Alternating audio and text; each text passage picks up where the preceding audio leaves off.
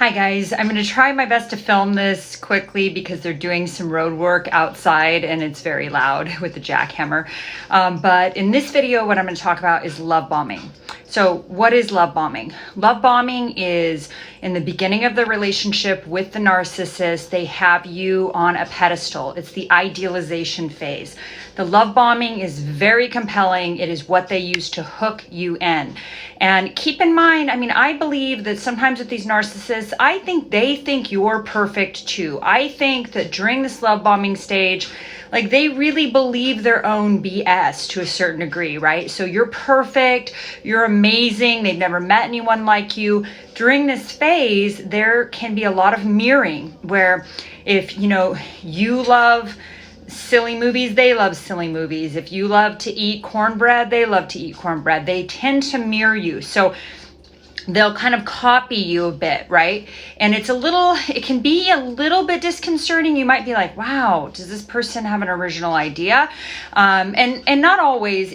That's, I would say, even more prevalent with the covert narcissists, where they're kind of like empty shells of people, right? So they glom onto other people to sort of get their identity on some sense or some level. So during the love bombing, you can really get sucked in, especially if you have been through a recent trauma, a breakup, a death in the family, or you're, vulnerable in some way. So it's really important when you get out of relationships to take the time to heal and do not get into another relationship. Do not just jump right in, because you're probably going to attract another narcissist, especially if you're an empath or a codependent, right?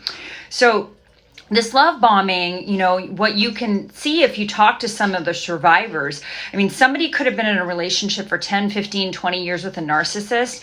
And because their brain is so foggy and they've been so manipulated and they've been so gaslighted, they literally will cling on to that initial phase of the relationship where there was the love bombing and the soulmate effect, even though the 10, 15 years afterwards, they've been spending that time in the devaluation period, right? Love bombing can also sort of, it can continue throughout the relationship in a little bit of cycles where if they think you're going to leave them, then they may love bomb you and using intermittent reinforcement. But you'll notice like the love bombing degrades with time. It gets crappier and crappier, shorter and shorter, and the minimum effort for them to actually do any work to sort of keep you on the hook.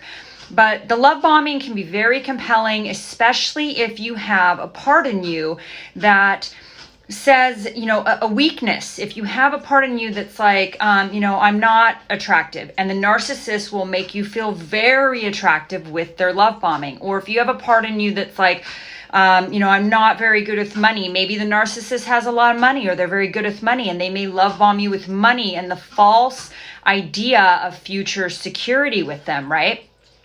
Or maybe you think maybe you came from poverty and they're more middle class and they make you feel like you've arrived, or you're getting into the middle class, or some vulnerability in you that says I'm not good enough.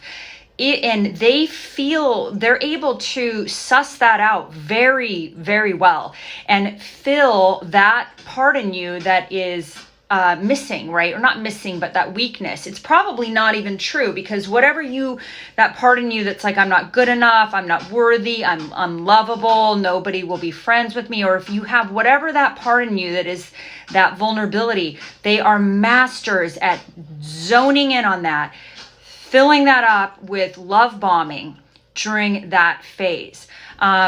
Unfortunately, it turns on you during the devaluation phase. Whatever your weaknesses are, they are going to exploit them during the devaluation phase and make you feel like absolute crap about whatever your weakness was, right?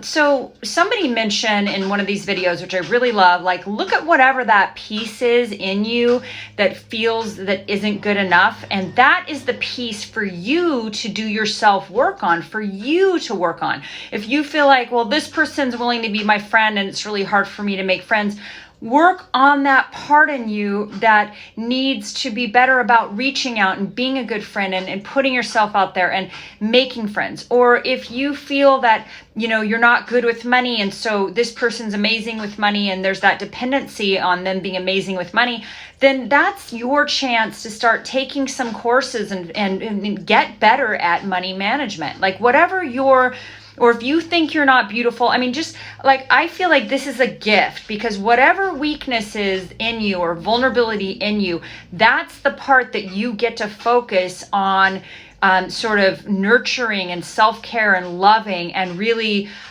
feel that about yourself, so that you're not looking for the external person to feed that part in you that is sort of feeling less than, if that makes sense. I'm kind of rambling here, but the thing about the love bombing is narcissists have to have that phase, because they use it to hook you.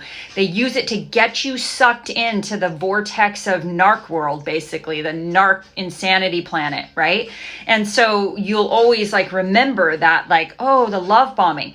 They will rush, they will tell you they love you, sometimes right away. It could be within weeks, it could be within days, it could be pretty soon, within a month or something. Be careful of anyone who's telling they love you before they actually know who you are. That is a huge red flag. They will rush physical intimacy. They will they may try to push you to have sex with them, or they'll just really rush that physical piece.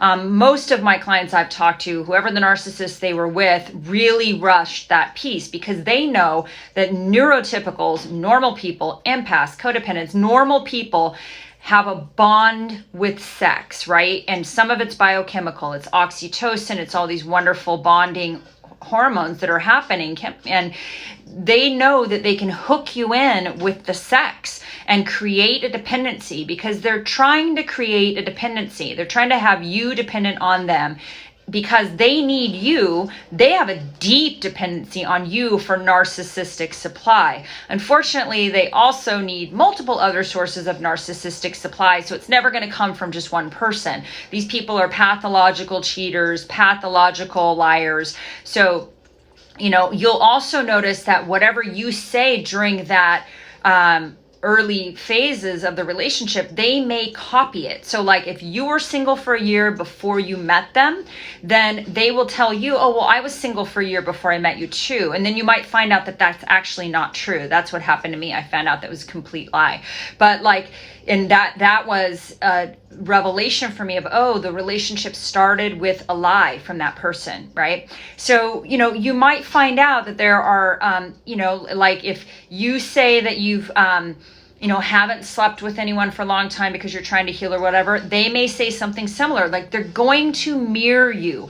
They're going to copy you. If you're into, some sort of sport, they're going to show an interest in that sport. If you're into collecting stamps, they may show an interest in that. If you are a really, very democratic liberal, they may act like they're a democratic liberal, even though the last person they were with, they acted like they were Republican, right? These are notorious flip-floppers, right?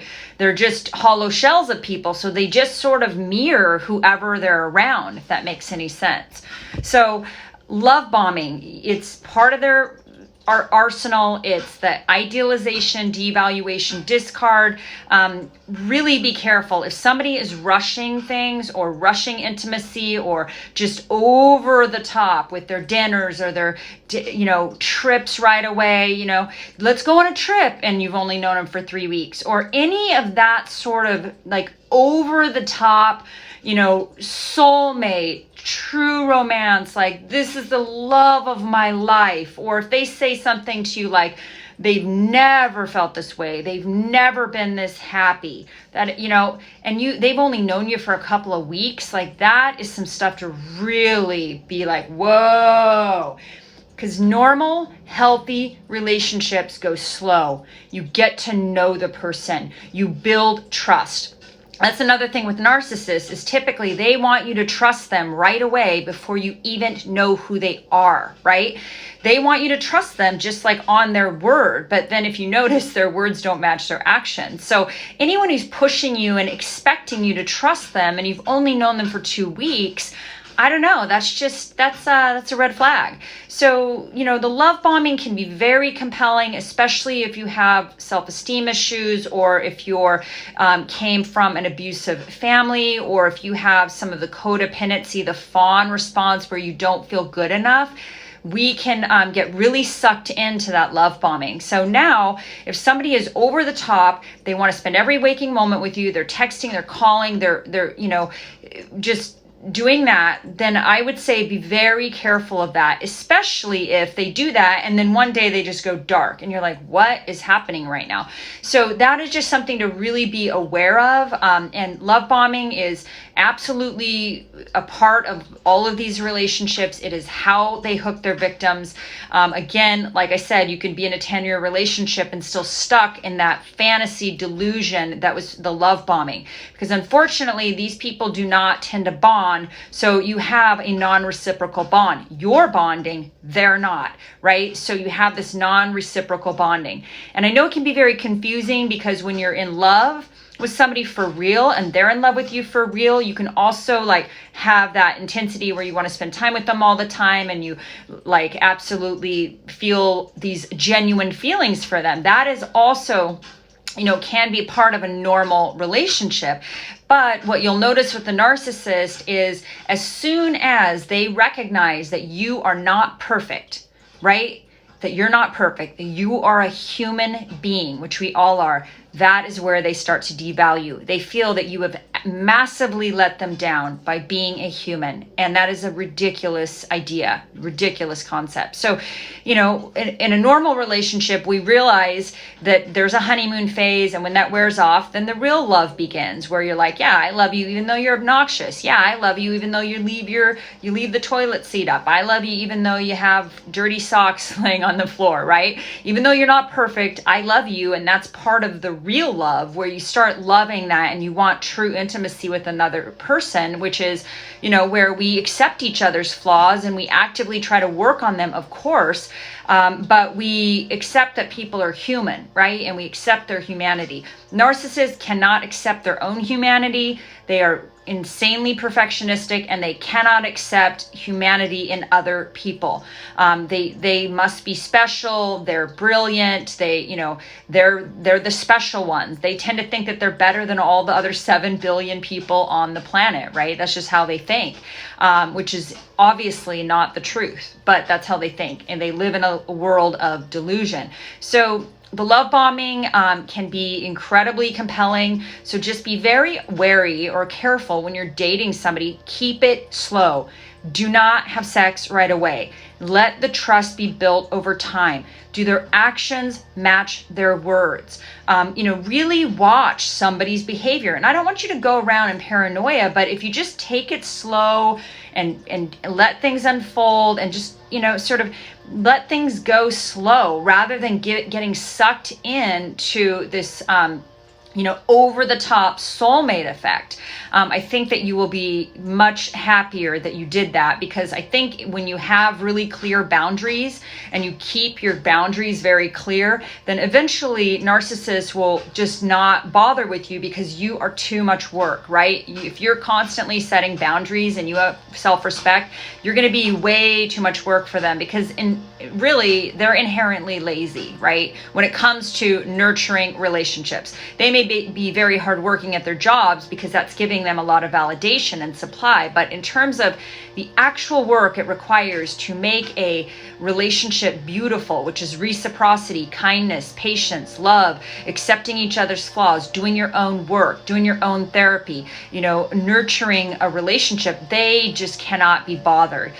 So thank you so much. I hope you guys are thriving and doing really well. And I apologize for the delay in putting out videos. I've been really working on some courses that I'm going to be uploading onto the website. So I hope you're all well, and I will talk to you soon. Bye.